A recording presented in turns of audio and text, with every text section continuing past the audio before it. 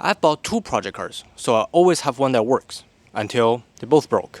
The Miata lost all its boost because of the supercharger pulley that failed, and the BMW started vibrating like something is about to let go under the car. So today, I'm gonna figure it out and fix both of them. But after they get running, one of them have to go.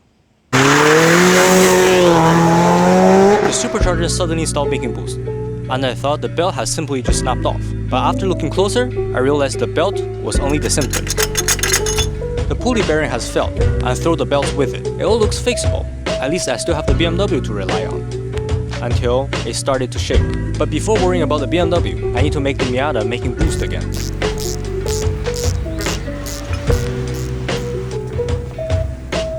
The problem was obvious. The pulley has failed, and developed so much play that the belt just slipped off. Thankfully, the repair was simple. Replace the pulley, put on a new belt, and make sure everything lined up perfectly. With everything back together, the belt looked like it was tracking properly.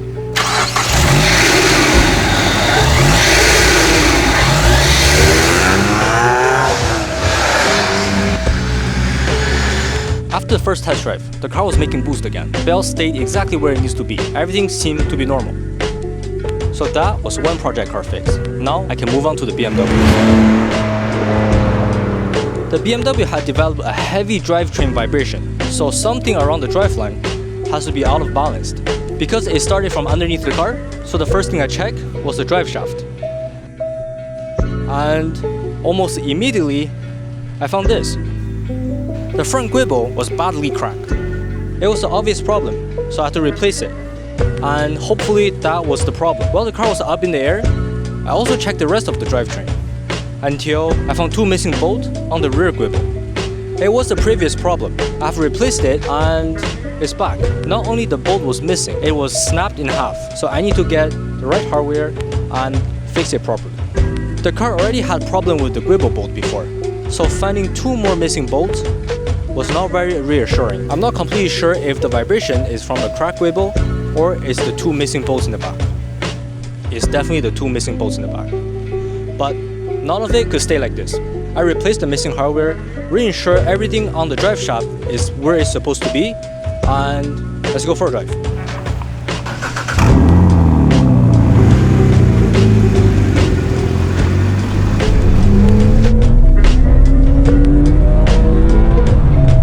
And this time, nothing happened. Both cars was finally fixed again. And that brings us back to now. The Miata is finally making boost again, and the BMW is driving properly. However, that made me realize that my ideal garage has changed. I don't want the BMW to become another single-purpose project. I want to build it into a fun and usable car where I can drive it everywhere. Something I can drive regularly. It can take me on adventures, go on drifting, and also bring me to some track days that will work for most of the driving I will actually do. And when it comes to the dedicated sports car, I've wanted something completely opposite. Something simple, something more reliable, something I can just jump in and have fun without thinking about adding more boost, adding more power, and adding more traction. The Miata is incredibly fun. It's focused, it's exciting, and it used to be everything that I want, but that version of the car no longer fits what I need. So the car I've decided to let go is the Miata. I'm not selling it because it's a bad car or I stopped enjoying it. I'm selling it because I want the BMW to become the do-everything, usable project car. And eventually, I want my sports car to be something that the fun comes from driving, not the power. For a long time, I thought making a car better is simple as making it perform better and add more power. However, things have changed. Now, I want to build a car that I actually want to drive and just enjoy it. So, the Miata chapter might be ending, but the BMW build only got started.